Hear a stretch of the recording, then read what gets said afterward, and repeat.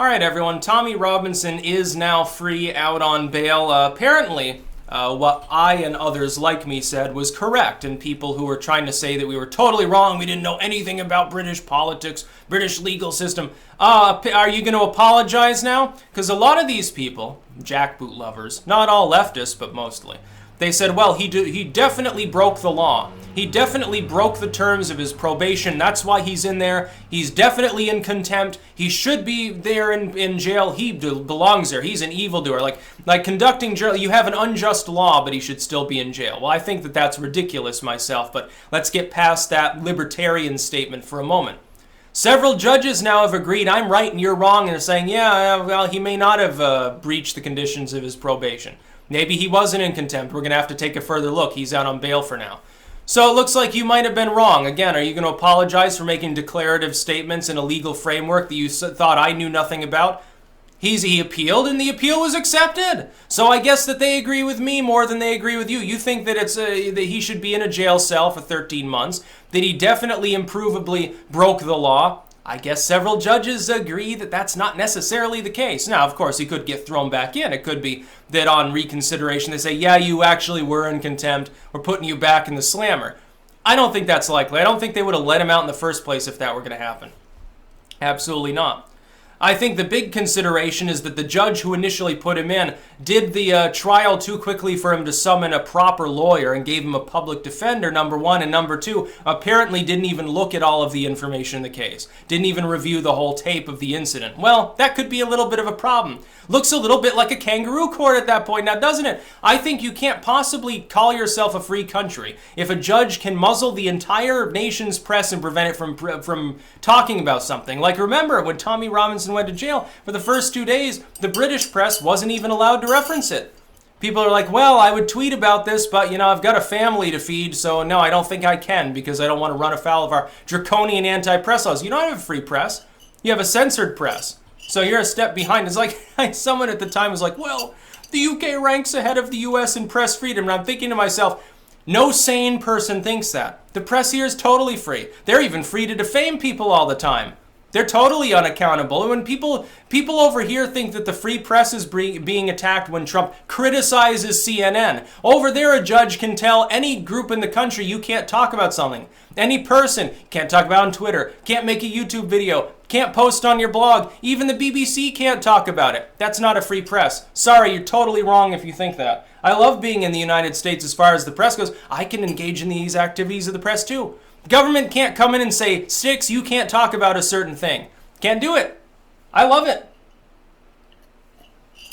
I can sit here and say I think the UK's government sucks. I can sit here and say I think the Queen's inbred. Can you? I don't think that you can. I think you'll get a knock on the door from the Bobby asking why you're saying such things. Some things you get arrested for it. I can't. I can't be arrested for talking about wrong think issues over in the UK, but you can. Government here can't do jack shit about my opinions. Your government can. It'll do much more than spy on you. Hell, you can go to prison or get fined or whatever for not having a license and watching TV the wrong way. I think that that's ridiculous too. It's hilarious. But no, Tommy Robinson, in my opinion, ran afoul of a law that shouldn't even exist, number one. Number two, probably didn't even violate that. And that it was a kangaroo court. I'm glad he's out. And again, I say this as someone, I'm not really synced up to his views on society, like politically speaking. And you don't have to. Look, here's the wonderful thing about free speech. People who you don't agree with on everything can actually say things. And you can debate them. You can argue with them. You can provide counters to what they're saying. And they can do the same. Isn't that wonderful? A nice, polite society where instead of punching the Nazi, people debate. But that's not what the jackboot lickers want. They want a society in which the only thing that happens is either you get punched for having the wrong views or you get thrown in a jail cell. Because they're that fucking fragile and sensitive that they can't stand the concept that other people would disagree with them. They can't stand the concept that someone would step out of line. This is what the genuine left fought against for decades.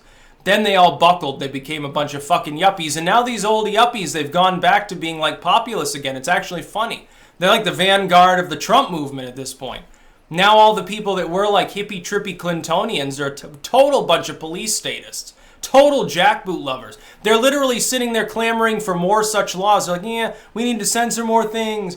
Yeah, corporations should decide what is or is not right to say on various communicative platforms. It's a great idea. And by the way, if you support freedom and capitalism, you have to support that censorship too, even if it's government co-opted, government sponsored, even if the NGOs that cause it are also government co-opted and sponsored. It's government all the way down, but it's okay because they've got a middleman. Wonderful. Yeah, the Mafia Don didn't shoot you, the capo shot you, so it's a much better situation. You've still been shot. Pragmatically, the outcome is the same. With regards to Tommy Robinson, regardless of how you feel about his personal character, if you want a free country, you're in Britain, you know, the rainy island, you're out there in your sad, dreary little spot of land. If you want that sad little spot of land to remain a free country, you have to support his right to conduct journalism. Even if you disagree with his fucking conclusions, the same as you would defend someone on the far left. Look, you can be right-wing, and this is a nasty trend I see with some people on the right. They're like, yeah, maybe we should suppress and censor the left because they're always trying to deplatform us. I'm sitting there thinking, are you nuts? Are you fucking high or something? That's exactly how you destroy your movement, become the establishment, and the whole problem starts over again, and it replicates itself endlessly. We've had this problem before a dozen times. It's called a paradigm shift. We should try to temper that tendency a little bit. Maybe cooler, saner heads will prevail for once. You know, it's happened before. It was called the American Revolution. Worked pretty well for a while until a bunch of socialists crept in. Tommy Robinson, he just stood there and recorded things. Oh my God, he endangered the trial. Oh my God, he violated his probation. He's in contempt. Oh my God, the trial was perfectly fine. Yeah, a judge just sits there and says, yeah, you're in contempt. I watched 10 minutes of video. Throw him in jail for 13 months. What a wonderful place to be. I thank the Lord I don't believe in every single day that I'm not in the UK. Honestly, I'm never going to visit the UK. It's the land of my ancestors. I'm glad that they came over here and didn't stay.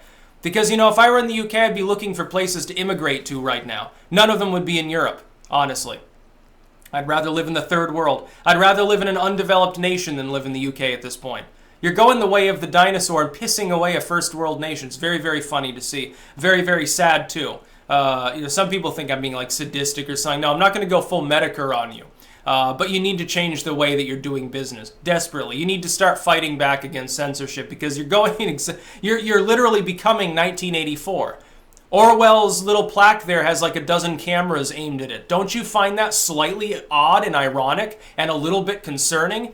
I do. Hell, we've got enough police state over here, even in small town America. You got red light cameras and shit. I oppose all that bullshit. I think that it's all moronic. You've got 10 times more. You're most surveilled people in the world, most downtrodden in the Western world at this point, I think. You have Brexit, but your own government's even worse than the EU's authorities. What's the fucking point? No. So thankfully, Tommy Robinson hasn't been killed in prison causing mass riots over in the UK. Of course, the Antifa might try to take a shot at him at some point. You know, they're criminals, so they're not going to follow your draconian anti-weapons laws. You know, it's illegal to harm people, so nobody ever harms anybody, except the criminally insane. Never happens over here. That's about all. Peace out.